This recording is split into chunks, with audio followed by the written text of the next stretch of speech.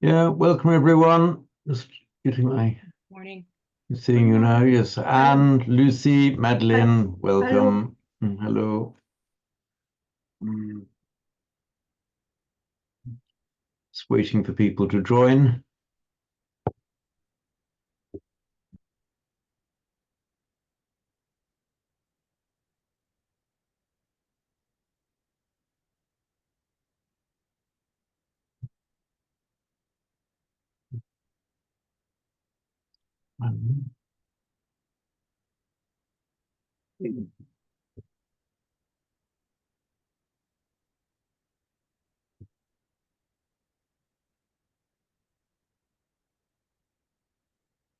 Yeah, hello again, Srinimala.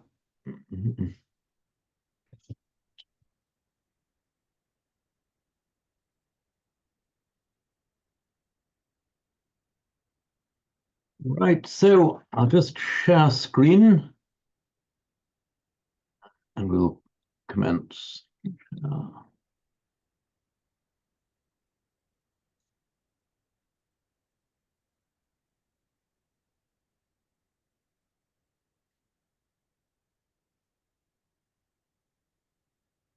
Yeah, welcome, Kath. Hello, James. Hello, everyone. No.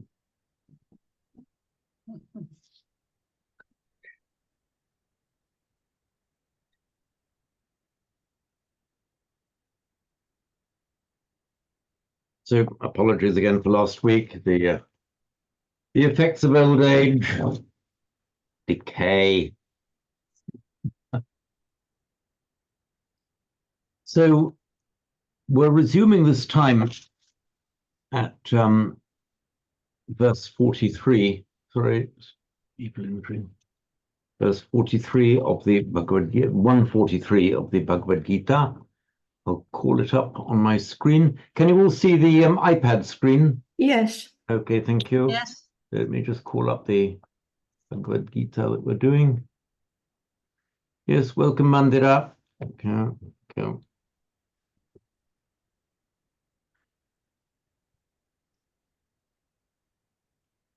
Sorry, I should know. How much did we just start this verse last time, or did we deal with it in detail? No, we did not start it. We didn't even start it. No. That helps. Thank you. And I have a blank sheet. So I'll read it out in more or less a prose style. Doshairete kulagnanam varna sankarakarakaihi utsadyante jati dharmaha kula dharmascha shashvataha. And again, doshairete kulagnanam varna sankarakarakai utsadyante jati dharmaha kula dharmascha shashvataha.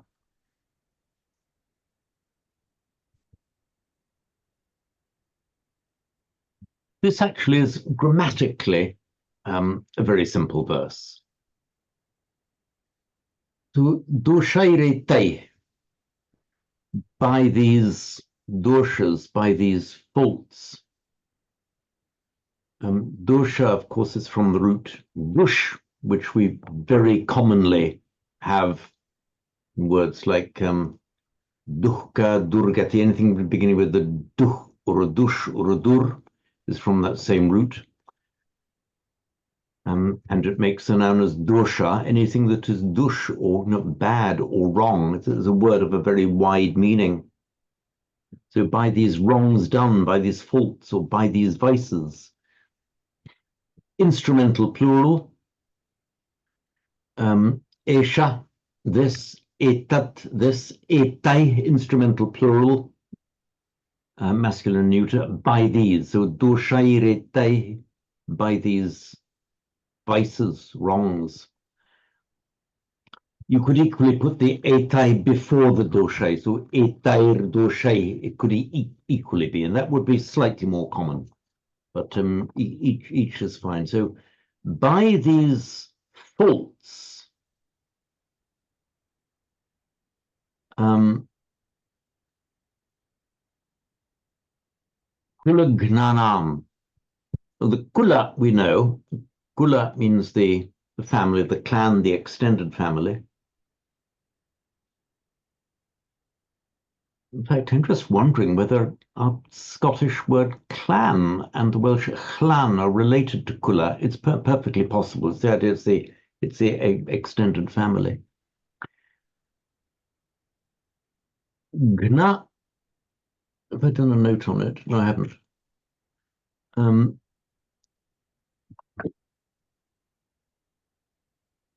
Just give you the iPad. I'm just dealing with kula gnanam. We have the root, oops, han, meaning to, the original meaning was to strike or hit. And then the more common meaning then later came to be to kill. It makes its past participle. You'd expect to see hanta, but no, it's actually hatta. So hatta means struck or killed.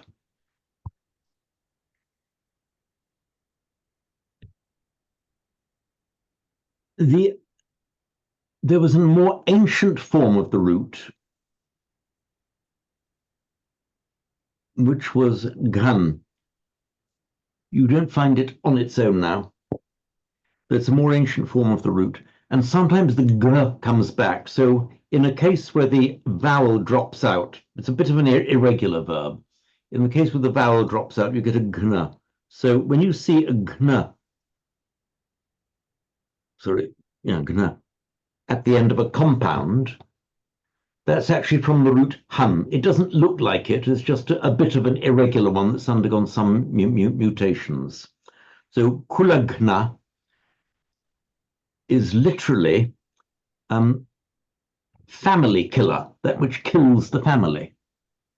Here, of course, in the sense not necessarily physically killing, but spiritually killing, spiritually devastating for the family. A kulagna, a family killer. We have here the genitive plural, dushairite kulagnanam. So by these vices, by these wrongs done, of these vices of the family killers, kulagnanam. Varna sankara karakaihi. This is a compound adjective.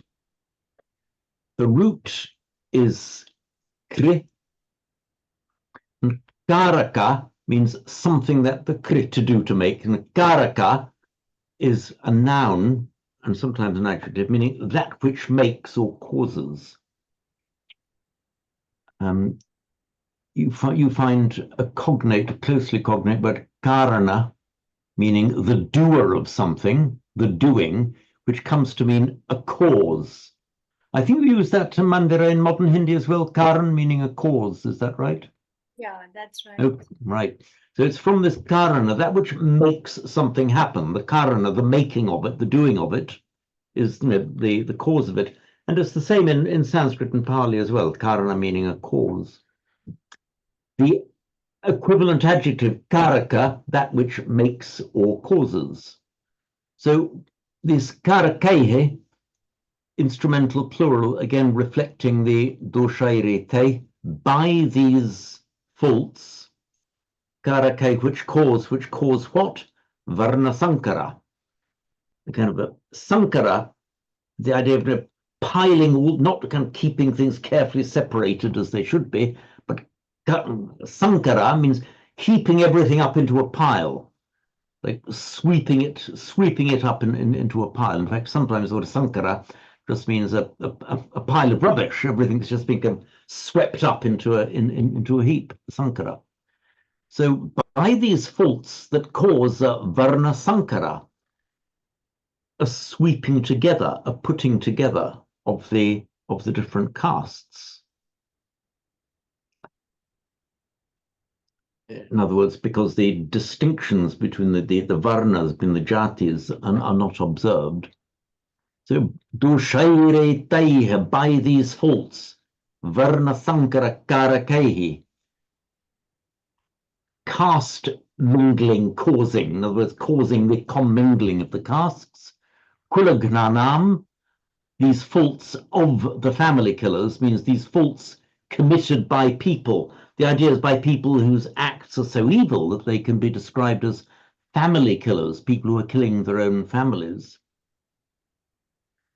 Utsadyante jati dharmaha kula dharmascha shashvataha. Utsadyante, means they are uprooted. So here we are. So the root sad means to sit.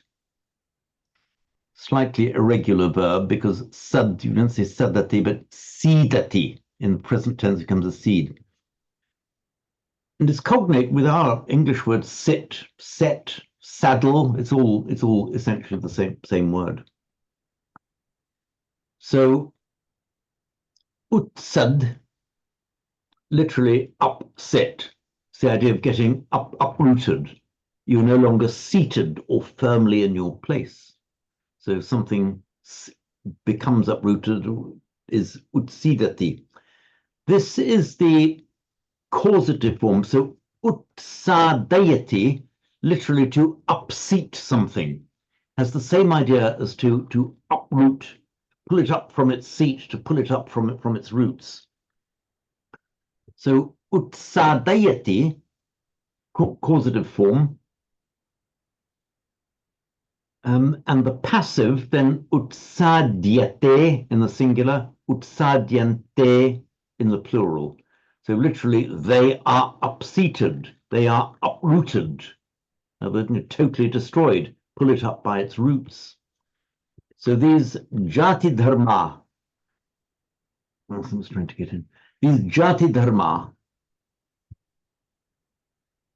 these, again, it's so difficult to give a translation of the word dharma. It's, as I've explained before, it's everything that makes your dharma, literally your religions, your laws, your customs. But deep in that, everything that certainly among the traditional Hindus governs their entire relationships in life.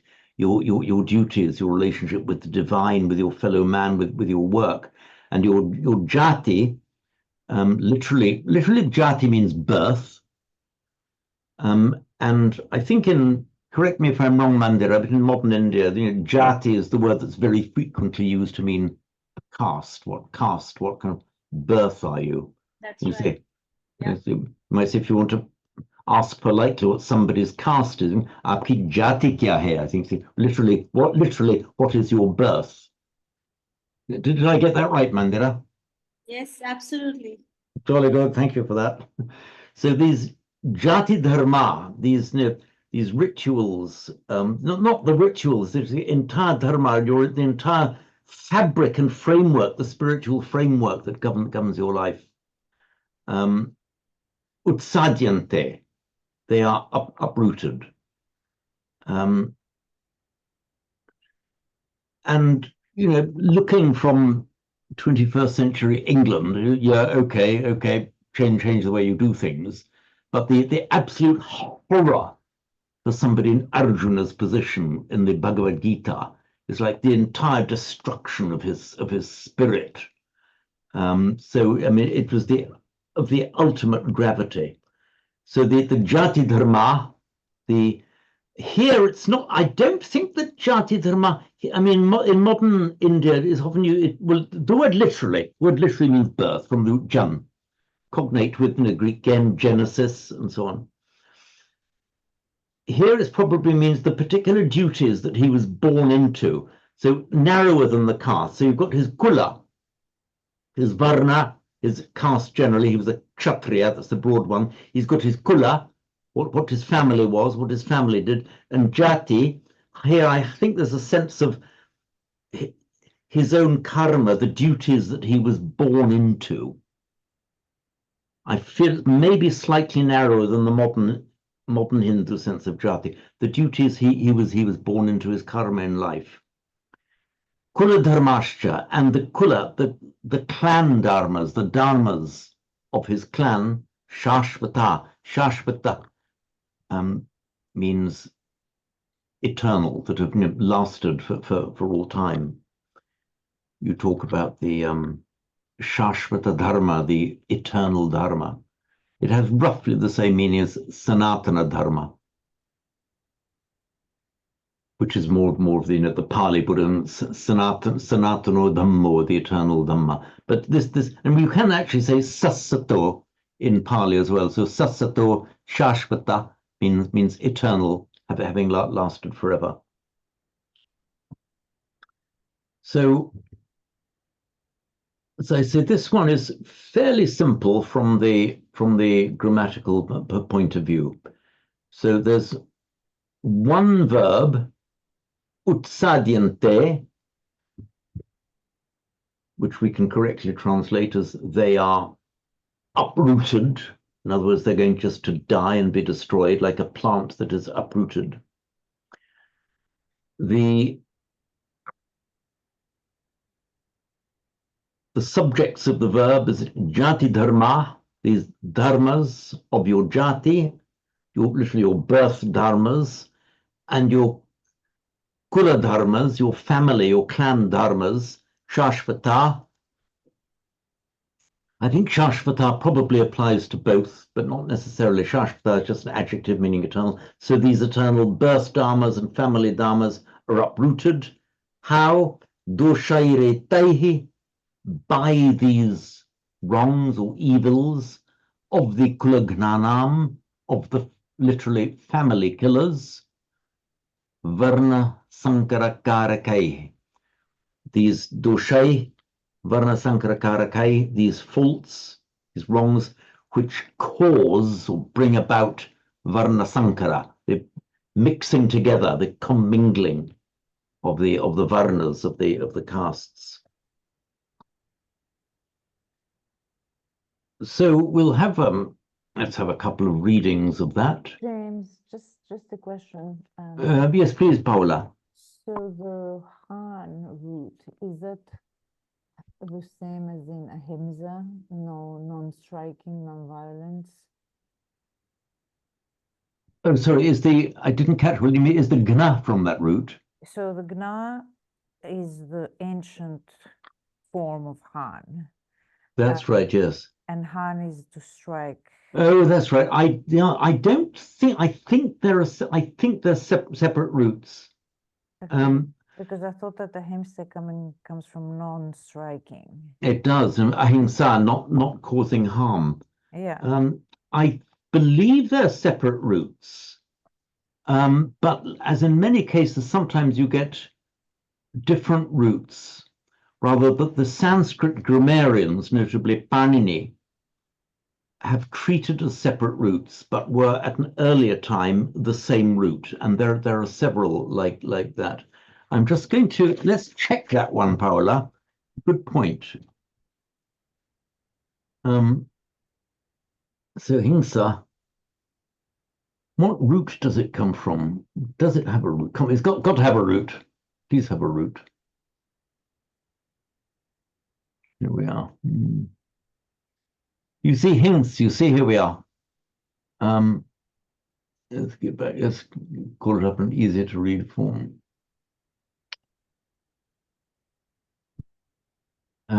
To injure, harm. Do you know, I think you've got a good point there, Paola. We've got hung hints. You very often find that the vowels can change and an S's can come and go, more at the beginning of a word, but sometimes at the end. I would say there's, because of the meaning of hun, to strike and then kill, and the meaning of hings, to injure, to wound, I would say, thank you for that, Paula. I would say there's actually a strong possibility that they could, at a pre-Vedic time, have been this same word. And by the time Panini was well after the first Vedas, more than 1,000 years. By the time Panini came to categorize the language, they had become separate roots. Yeah. But I think that there's a plausible argument, which But I would here- but support here for it saying that they says- were the same word originally. But it says it even here. It says hymns original of root Han. Oh, where does it say that? After the little number 1, hymns, and then it has the number 1 in the second line. Oh, hang on. You're right. Yes, there we are. Got it. Desiderative form of hung. Mm. So the desire to strike. Well done. There we are.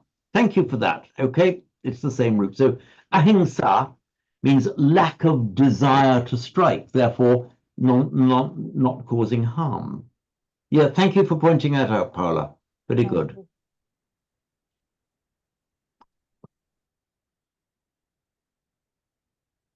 So I think it's so, yeah, in the roots and in the Dhatuparta, they're treated as separate roots, but now we've confirmed it originally the same root. Incidentally, you get these desideratives which then branch out into separate roots. One interesting one is bhaj, which originally it means both to receive and to give as a share. And it's from bhaj we get the bhaga, literally meaning a share and then a good portion. And Bhagawan, you see, Bhagawan is the blessed one who has received much and equally who gives much. So the idea of the bhaga is both receiving fortune, receiving blessings, and passing those blessings on. And that is within the meaning Bhagawan. But back to this root bhaj, which the original meaning is to divide, to share up. But that would be with a J or with a G, the bhaj. Ah, the root has a J. Let me call up the iPad for you. But would that be bhajans as well? It would. It very often happens that where you have a root with a J, it makes verbal nouns in G. It's regular. So look, bhaj, and you can get bhaga. They are variants of the same word, effectively. Just look at the word yuj. To join. What's the verbal noun from yuj? Yoga. Yoga, exactly. So yuj, yoga. So you very frequently, yoga. You very frequently find that where the verb root has a j, the verbal noun has will have a g. This bhajans from this. Bhajans as in the spiritual chanting and all of that. it does. That is from the same root. So in fact, the g, not just because it's a noun doesn't mean it'll always have a g. For example, yuj, yoga, but yojana. Yojana literally means a yoking, as in yoking up your oxen or your horses, harnessing the horses. The word yojana, by the way, has come in both Sanskrit and Pali to mean a league, as in the sense of a measure of distance. So how did you measure your distance? The distance that your yoke of oxen could travel in one day without needing to be unharnessed, unyoked and yoked. So one yoking is the distance you could do in a day. And that came to me. And as in the English word league, the old-fashioned word league meaning a measure of distance. So league was your leaguing up, your tying up, the yoking of your beasts of burden. The measure was how long could they do in one day. And the old stage coaches, the distance between staging posts was measured by how much your horses could normally do in one go without needing to be unharnessed and rested. So this the yoga, yojana. Now look at bhaj. We've just seen that han made its desiderative hinks, meaning to desire to harm. Bhaj, meaning to share, made its desiderative by changing the a to e, which you often find.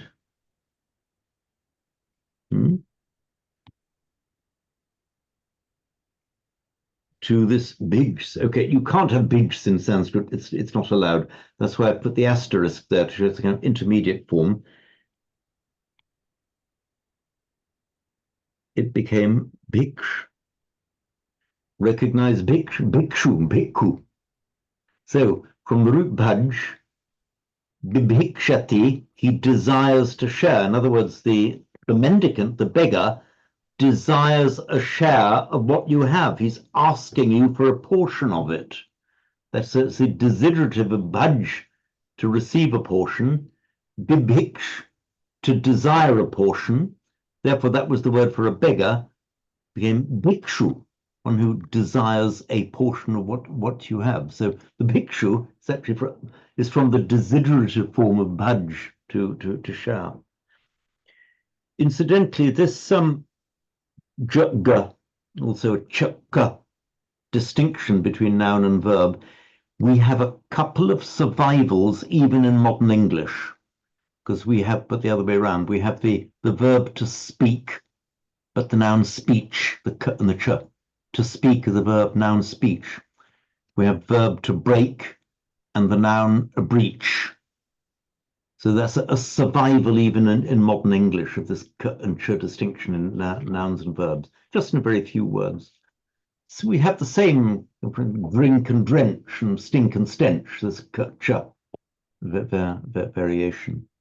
But the meaning of the word Bhagavan is the opposite, right? It's the giver, Bhaj is one of those lovely verbs that has a kind of a dual meaning. It is the receiving and the giving.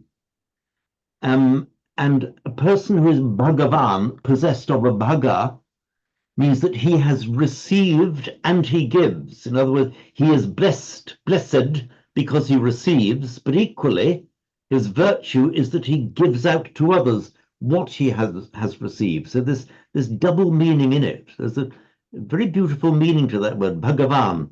He has received much, so to speak, spiritually received much, let's say from heaven, from the divine realm, but he gives it out as well.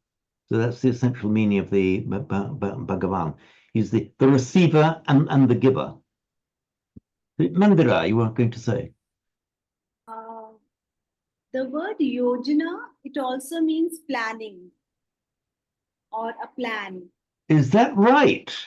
Yes. Or in modern Hindi even? Yes. Oh, that's So interesting. there are different kinds of plans which are floated by the Prime Minister office, for instance, or for the welfare of people. Oh, okay, like economic plans and that kind of thing. Or social or welfare plans. Any kind of plan is also called.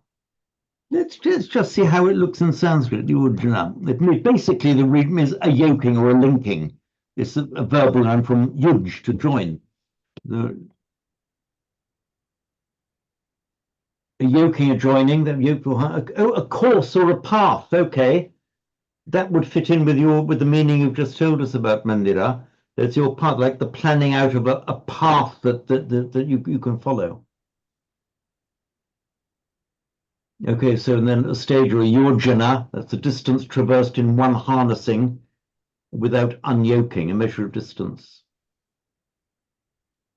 With very different measures, anything from 4 miles to 9 miles, but the idea is the same. How a yojana would be different, I suppose, depending what kind of animals you were talking about. I mean, your horses would travel further in a yojana than oxen, for example, would travel in a yojana. Okay. Oh, goodness me, then we get the other meaning. Always fun looking through the extended meaning. Stimulation, mental concentration. You're directing the thoughts to your yojana, the yoking of your thoughts. It also means Paramatman as well.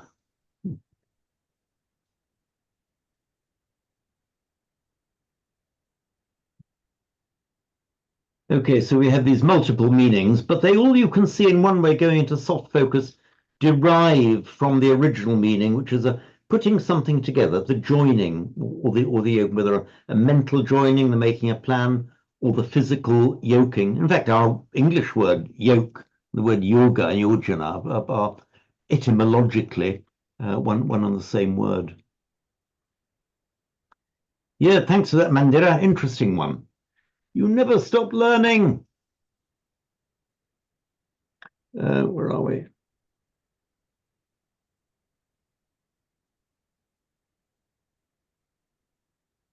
Oh yes, all that came from the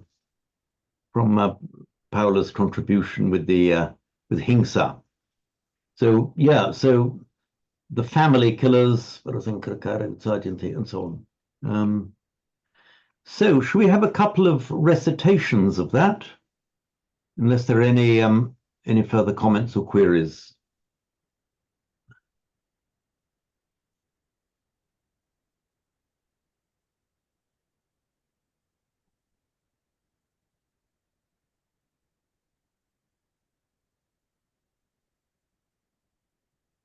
Right, okay, let us do some recital then.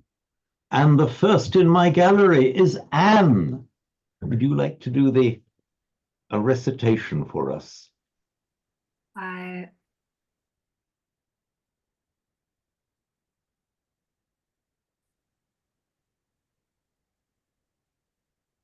You're muted, Anne. There we are. Dosar etai kula gyanam varna shankara karakai utsadhyante jati dharma kula dharmascha shashvata.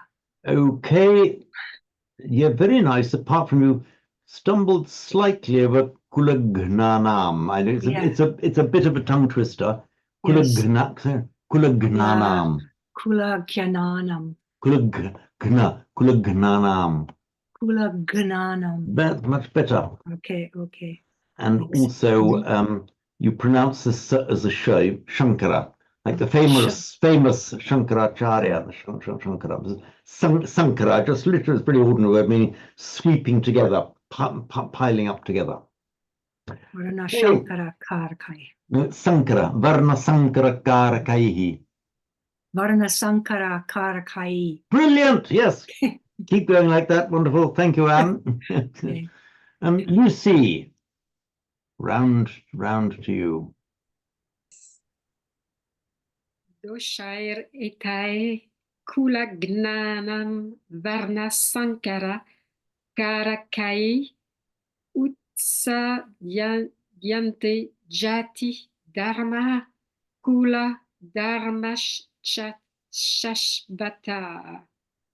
Right, that came out very nicely, but I detected a certain influence yes. of the phonetics of your beautiful native French language, where you have to make a really conscious effort to distinguishing the long and the short vowels. Varna sankara karakai, varna sankara karakai. If you just pronounce this pada on its own, varna sankara karakaihi. Varna sankara karakai. That was very good indeed. Okay. Actually, I remember years and years ago, there was talking to a French lady who was telling me about some Tibetan organization that had a publication called she said, Padmakara. Oh, yes. She pronounced it in very French way, Padmakara. Yeah. And I said, I was speaking to her in French, but I said, do you mean Padmakara, the akur, the short a, or Padmakara? Because they're different. Padmakara would mean the lotus hand, whereas Padmakara would mean the lotus maker. And however hard I tried, she just didn't do Padmakara. I said, no, Padmakara or Padmakara.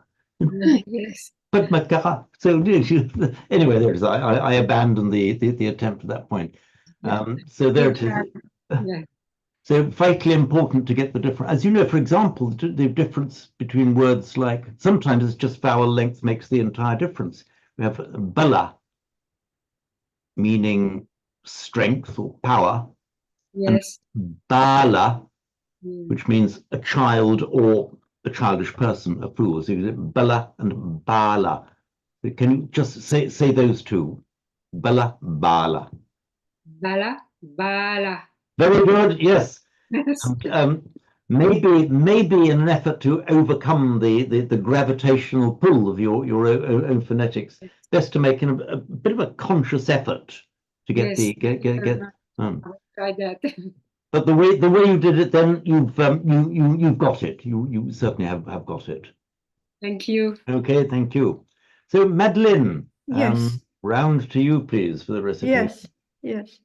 Doshairetaih kulagnanam varna sankarakarakaihi utsadyante jati dharmaha kula dharmascha shashvataha.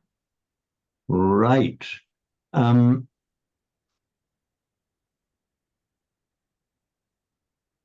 I noticed a slight reluctance there to make this a long arm, kulagnanam, kulagnanam.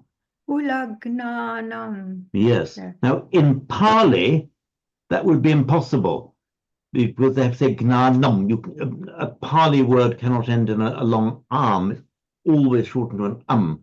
So in Pali, that word kulagnanam, you would say. But in Sanskrit, if it wants to be long, it's long, kulagnanam. Yes. And equally, kuladharmascha, kuladharmascha. It insists on being long. If you look at this word here, so you can just say kuladharmascha. Kuladharmascha. Make it longer, kuladharmascha. Kuladharmascha. Right. And there we see possibly the influence of Arabic phonetics coming in, because you can't have a long vowel in Arabic followed by a double, two different commas. The phonetics of Arabic don't. You have the phonetics of French and the phonetics of Arabic coming in here. But we can overcome these problems. Yes. Okay. Thank you. Right, there we are. Thank you, Madeline. So we had the phonetics of French and the phonetics of Arabic. How about the phonetics of Derbyshire? Oh. Yes, I felt that one coming on. Oh. Doshair e taihe kula kana nam varna sankarakar varna sankara karakai. That's not right, is it? Varna That sankara sounded not too bad to me. Varna sankara karakaihi. Sorry, the rhythm sounded wrong. Varna sankara karakai. Does it sound wrong to you? Varna No. Varna sankara karakaihi. It sounds fine to me. It sounded wrong when I said it, that was all. Oh. Utsadhyante jati dhamma kula dharmascha shashvataha. Okay, but again, make a point of that long jati dharmaha kula dharmascha shashvataha. Jati dhammaha kula dharmascha shashvataha. Very good. Thank you, Paladin. So, Kath, would you like to give us a recital?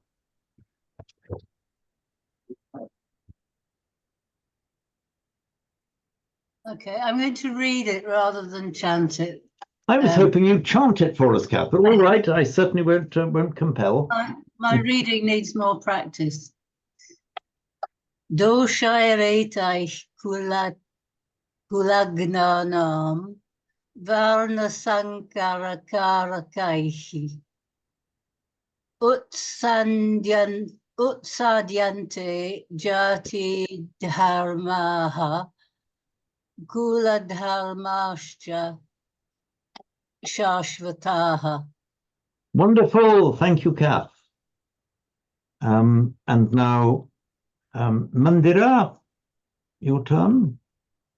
Yes. Doshairetai kulagnanam varna sankarakarakaiः utsadyante jati dharmah kuladharmashcha shashvatah. Wonderful. Thank you, Mandira. And finally, we're round to your good self, Sri Nimala.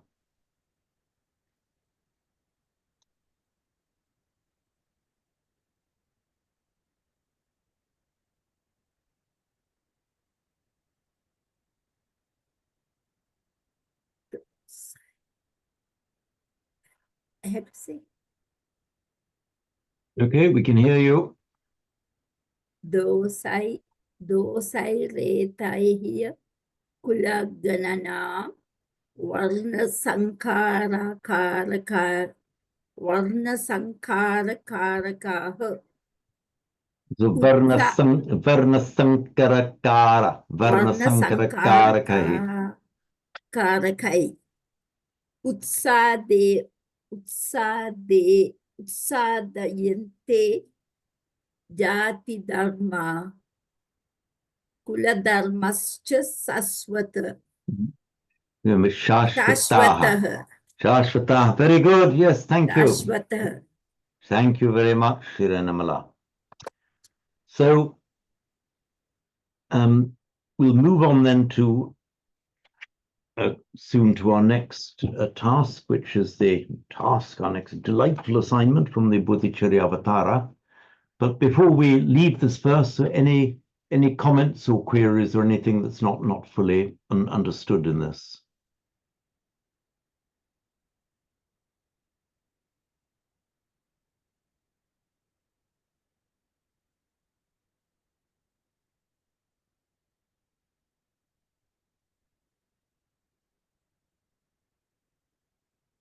Brilliant. Next one.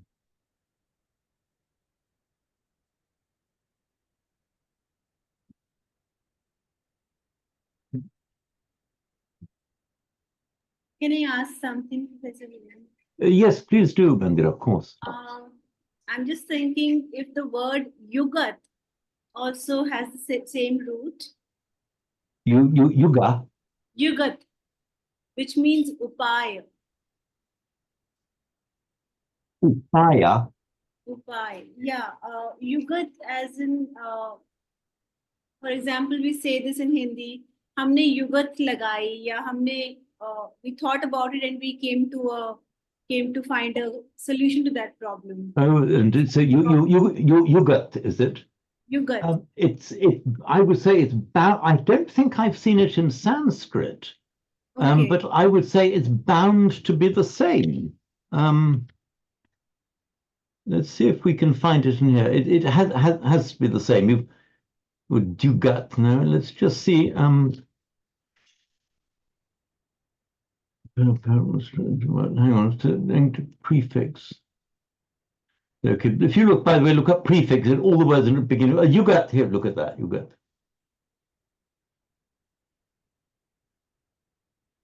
But yugat, that's a different word. Yugat, kshay, destruction, yugat, charman, leather.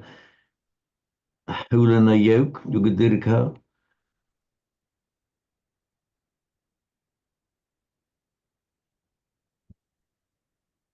I don't see it given that meaning here in Sanskrit, but I can well understand why. It's you've arrived at you say you've been thinking about something and found a way of doing it, the upaya.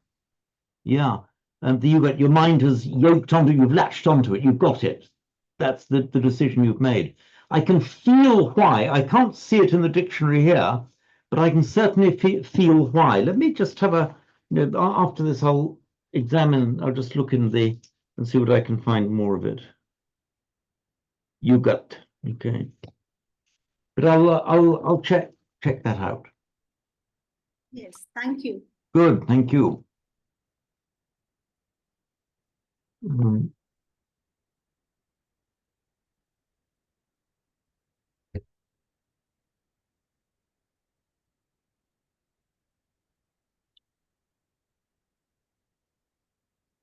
Okay, so we can move on to the Bodhicharya Avatara, chapter 6, 18.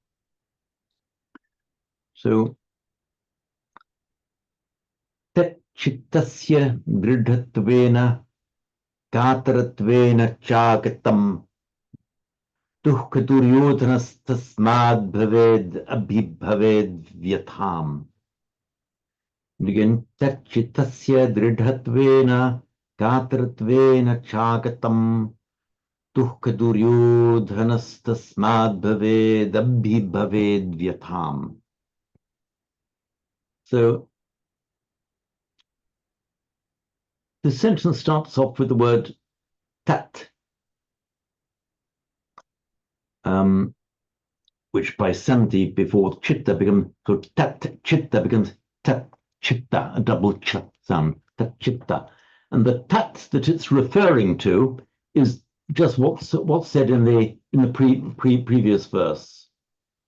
The bit someone seeing their own blood.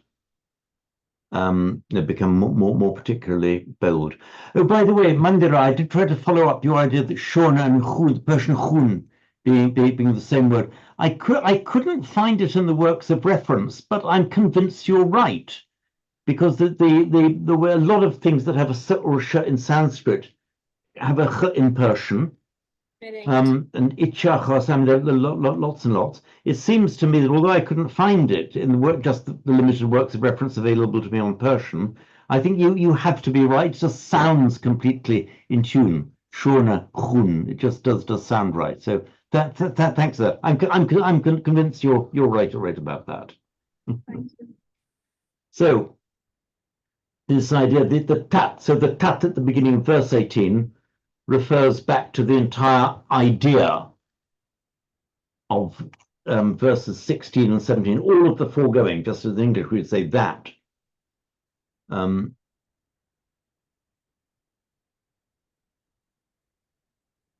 So that, in other words, whether you're timid or bold, whether you emboldened at the sight of your own wounds, or terrified simply at the sight of somebody else who's been wounded, that, all of that. Agatam, tat cha agatam, and tat cha agatam, and that agatam has come. Agam, agata, agachati.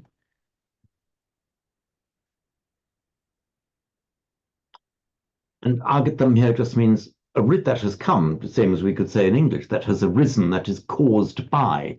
So tat chagatam, and that is caused by what? Dridhatvena, kataratvena, by the firmness or the timidity or cowardness, chittasya, of the mind, of the heart mind. So dridha is from a root, I dealt with it here. Oh no, I didn't. There's a root, dre. Put the iPad. I know I've dealt with it somewhere. Oops. Come on. Oh well, let's have a new one. So we have the root dre, meaning to be firm. I think it's highly likely that originally it was the same root as dre, our famous dre, from which we have dharma. And the original meaning of dre there is to hold and to be firm. And the reason, for example, that dharma means a law is that, that which is behind the transient human existence and desires, it is this law, this natural law that remains firm. The Buddha Dharma, the teaching that the firm thing. Dre means to be firm or steadfast. And as I say, probably from that same root, it looks as if it ought to be.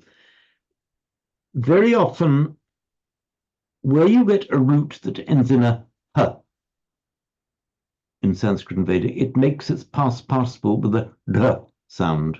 So, for example, you get mu, for example, which we have as moha, particularly very much used word in Buddhist teaching, the moha, meaning delusion.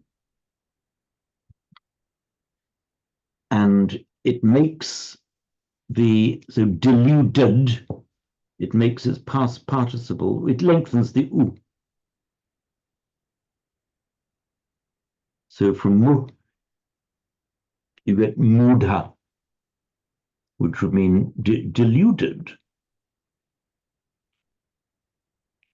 And you can put a V in front of it. Vimur means you're perplexed, bewildered, don't know what to do.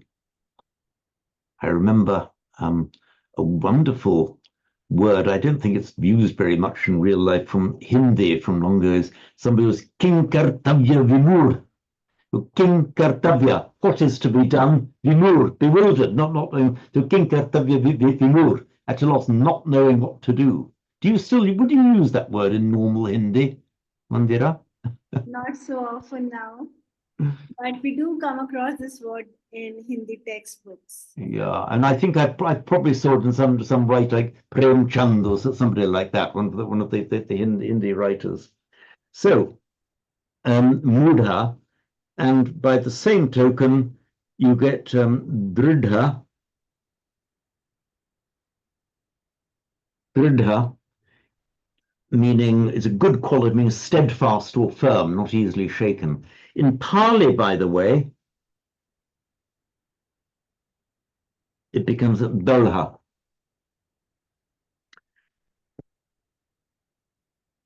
And that's, by the way, a regular feature from Sanskrit to Pali. So when you get an d sound, an intervocalic d in Sanskrit, it becomes a retroflex l in Pali.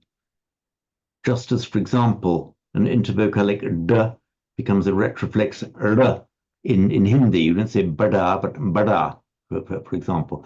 You see the same phenomenon occurring in Pali. So dridha, dalha, effectively the same word.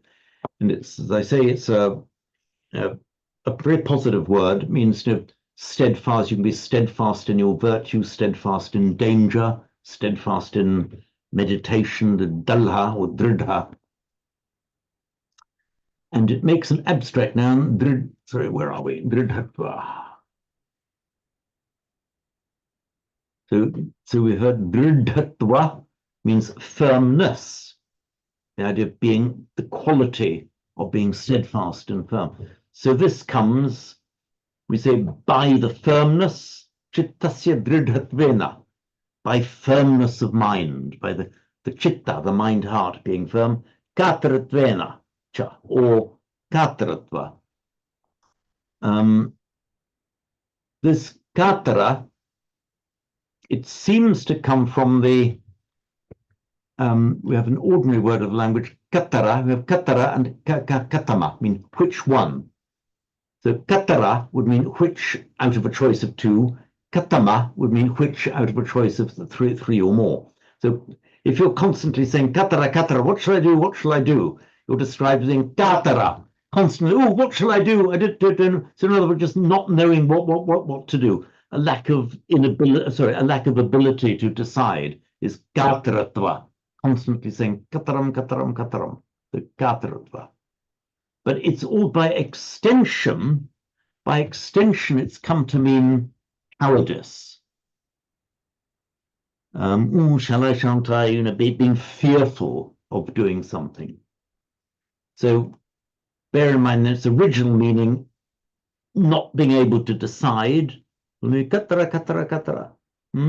And then by extension, just being cowardly, not having the dridhatva, the steadfastness or courage of mind to do something. So tat cha tat agatam, that arrived, that has come. How? Dridhatvena, by the steadfastness, the steadiness. Kataratvena, imply the awe here, or the cowardice, inability to move. Chittasya, of the mind.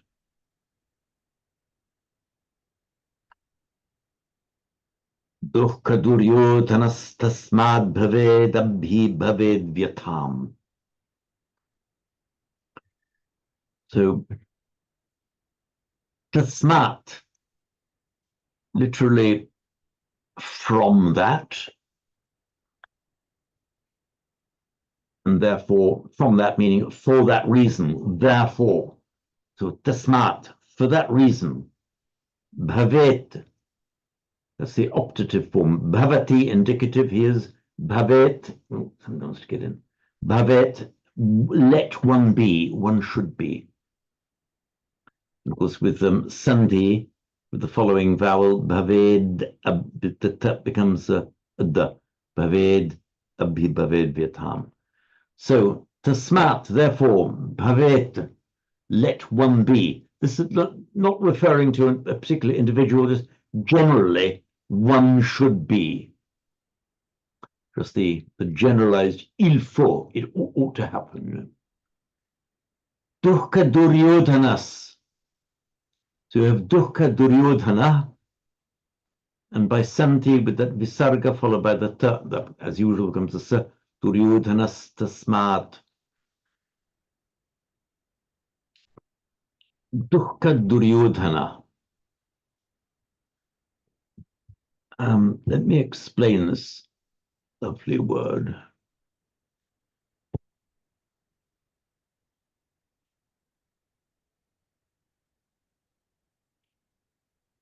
So we have the root yud, meaning literally just to fight. Yud, to fight.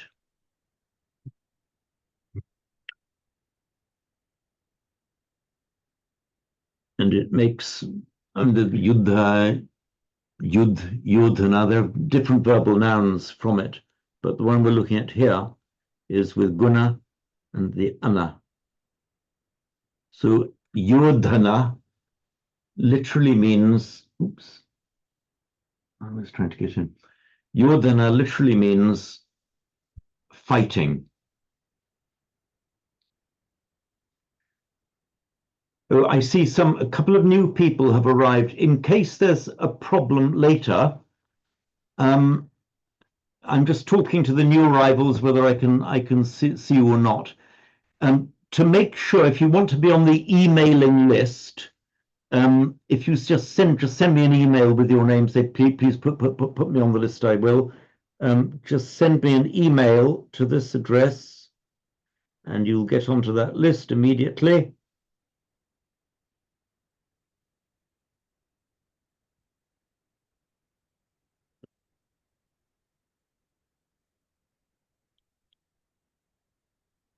Just James P. Whelan 67 at gmail.com. Send me, and if you received an email from me within the last couple of days or something about this class, that's fine, you're on the list. If you didn't receive it, or if you want to be on the list, please just send an email to this address, and I'll put you there immediately. So back to yodhana. Now yodhana on its own literally just means fighting.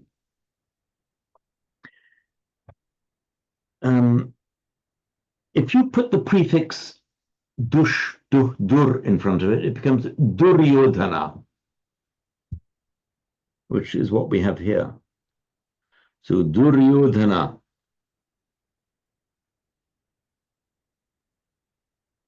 So remember, yodhana, standing on its own, it's a neuter noun, yodhanam, and it's a neuter noun, a verbal noun meaning the act of fighting. If you put a dur in front of it, that turns it into an adjective. But here, the dur doesn't mean bad, it means difficult. The dur sometimes means bad, mostly means bad, sometimes means difficult. So duryodhana, therefore, means literally difficult to fight. That was its original meaning. Then came to mean invincible. Means that difficult and by extension impossible for somebody to fight you. Therefore, you are unbeatable, literally unfightable, unbeatable, invincible. So what this verse is saying, oops, where are we? Here we are. What this verse is saying, dukkha duryodhanas tasmad bhavet. You should be dukkha duryodhana. In other words, invincible to suffering, literally suffering difficult fight. In other words, impossible for suffering to beat you. Invincible to suffering.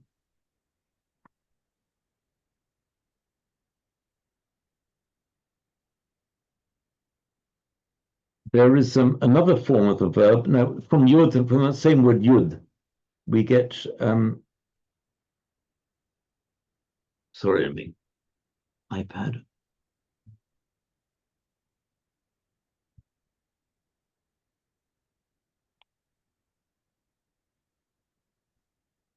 From the same word yud, we had yudhya, which literally means capable of being fought against, fightable. But we more often see it in the Ayodhya, which is an auspicious name, meaning pretty much the same as Duryodhana. It means unfightable, therefore invincible. And there is, you see the names of some cities given Ayodhya, meaning the invincible city, impossible to conquer that city is Ayodhya. And in Thai, in the Thai language, through the phonetics of Thai, it became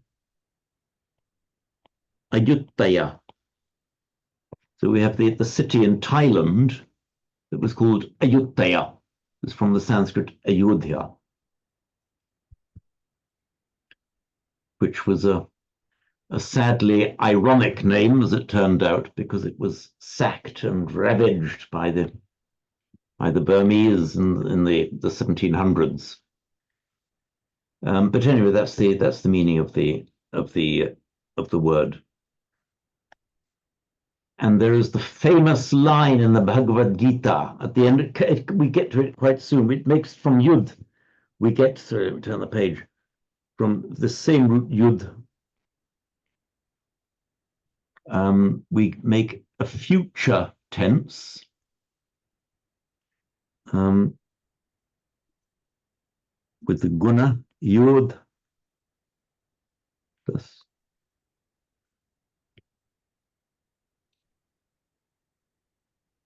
you can't have a d followed by a s, becomes there comes a s. When Arjuna says, Nayotsye, I will not fight.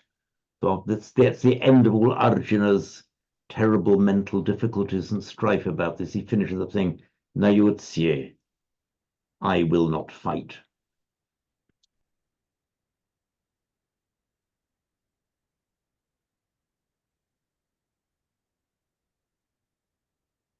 So, tasmad, therefore, bhavet, let one be, dukkha duryodhana, invincible to dukkha. In other words, it doesn't mean you will never experience dukkha, but it means that dukkha will not overpower you and deprive you of the ability to do the right thing. So should bhavet be optative, James, rather than present? Is that right? Thank you very much. Thanks, Ray. Oh, present optative. Yeah, thank you. Thank you, Malcolm. So yeah, it's the third singular active present optative. One should be exactly the same as the next one, abhibhavet. So here we're in abhibhavet. It's exactly the same word, bhavati bhavet, but with the prefix abhi. Abhi both means towards and over, towards and over. So you, in English, we talk about overcoming something. In other words, fighting against it, winning, overcoming. In Sanskrit, you say abhibhavati, you overbe it. It has exactly the same meaning as the English to overcome or to overpower. So abhibhavet vyatam, one should overpower discomfort.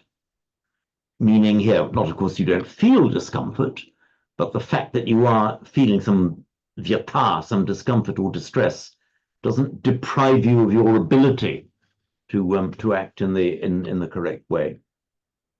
So what does bhavet really mean? I'm sorry, say again, I didn't catch well. What does bhavet mean?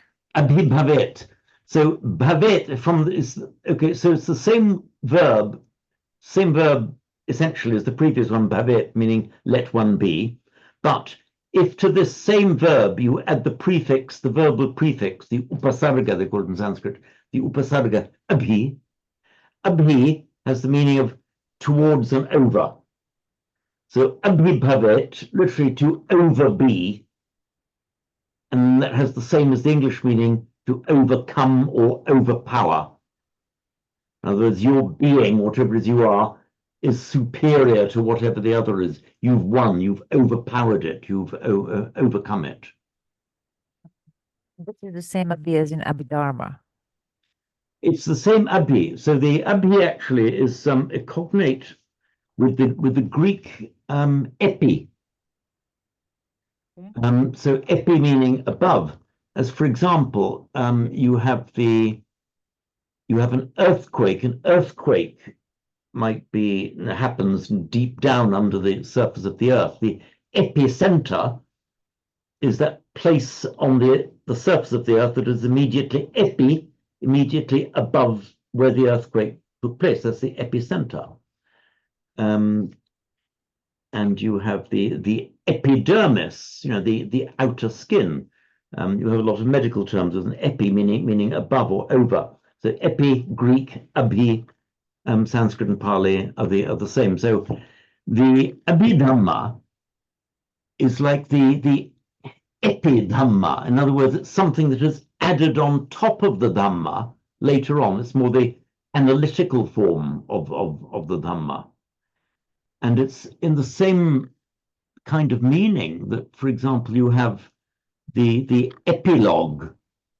Epilogos is it in Greece, but anyway, the epilogue of a play or a film, which is a brief section at the end of a play or film that briefly describes what may have happened later to the various characters, words spoken on top.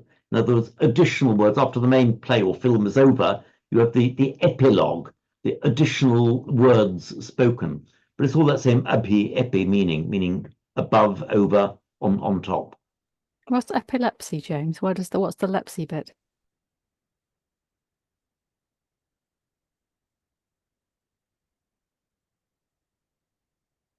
I'm going to check. Come on, let me just check. I'm going to check it.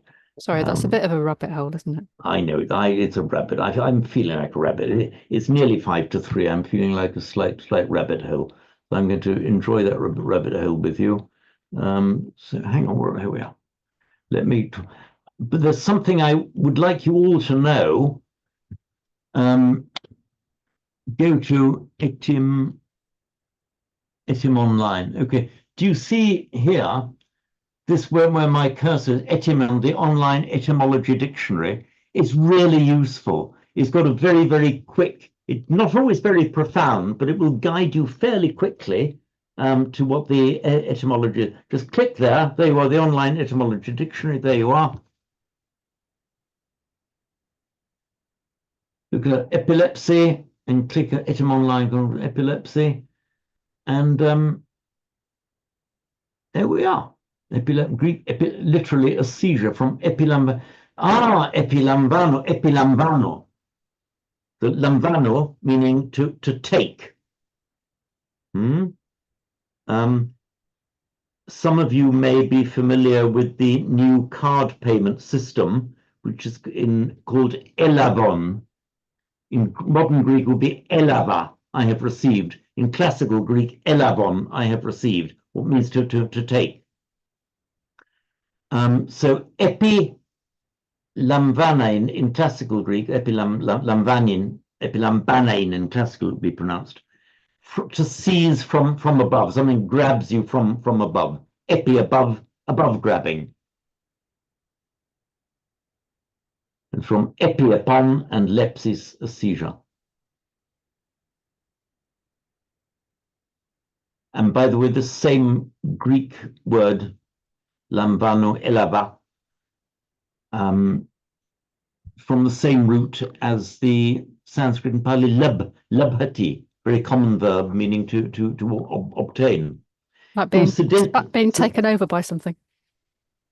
Being taken over, you're seized from above. Yeah, exactly so. It's like something grabs you from above. It doesn't Incidentally, work. sorry? Sorry, go ahead. So was that you, Paola? Yeah, I was just going to say it doesn't work in my mind with the word epigenetics. Um, I'm sorry, I didn't catch well what you said, the last word. I'm saying the word epigenetics. Epigenetic, yeah. So epigenetic is a nice example. So you've got your genetic structure, that which, by birth makes you what you are, and something epigenetic is something that gets put on top of that, if my understanding is correct. So something that happens as an epiphenomenon.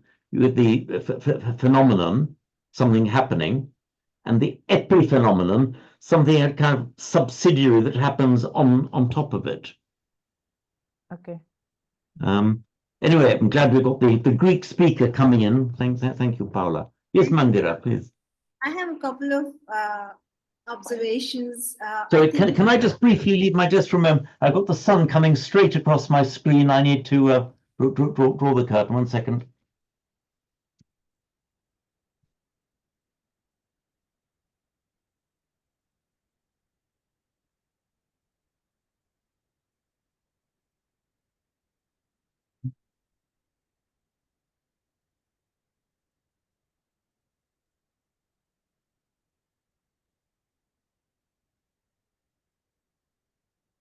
Okay, here I am. I'm back. So yes, Mandira, please. I think the words upon and over, they definitely have a root in Sanskrit, but I'm not able to recollect the root. But I think they are very identical with the Hindi word upar. I think you're right there.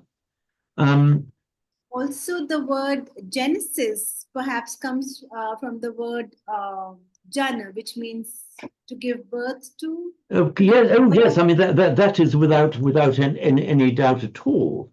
Hindi upar in Sanskrit is upari with a short u.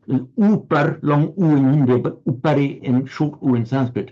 Because upari doubled upari sarvesham aditya iva tejasa. That's from the Nilopakyanam from the Mahabharata. Upari sarvesham, way above all people. Aditya iva tejasa, like the Aditya, like the sun in his glory.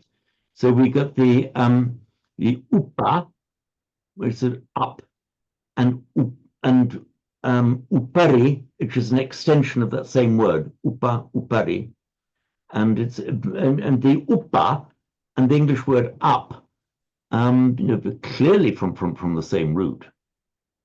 And for the root jan, yes, I mean there's that's been known for, yeah, I mean that's fully, there's no doubt about that.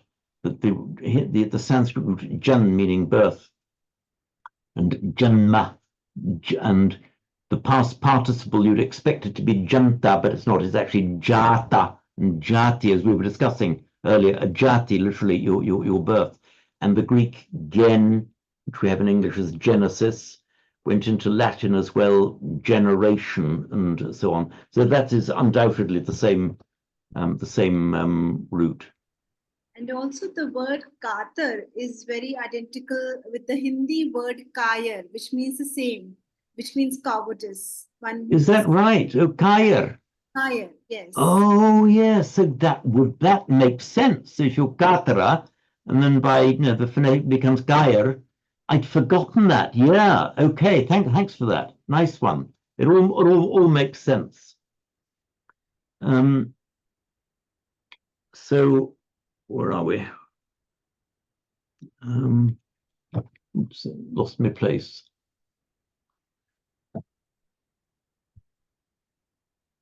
So, okay, here we are then, back to abhibhavet, literally, may let one literally over be, therefore overcome vyatam.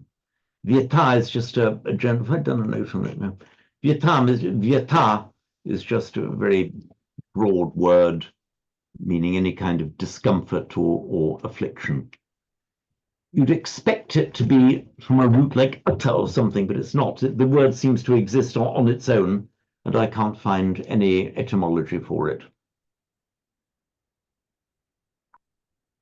So one should overcome discomfort in the sense of, yes, you'll experience it, but do not let it influence the correctness of your action.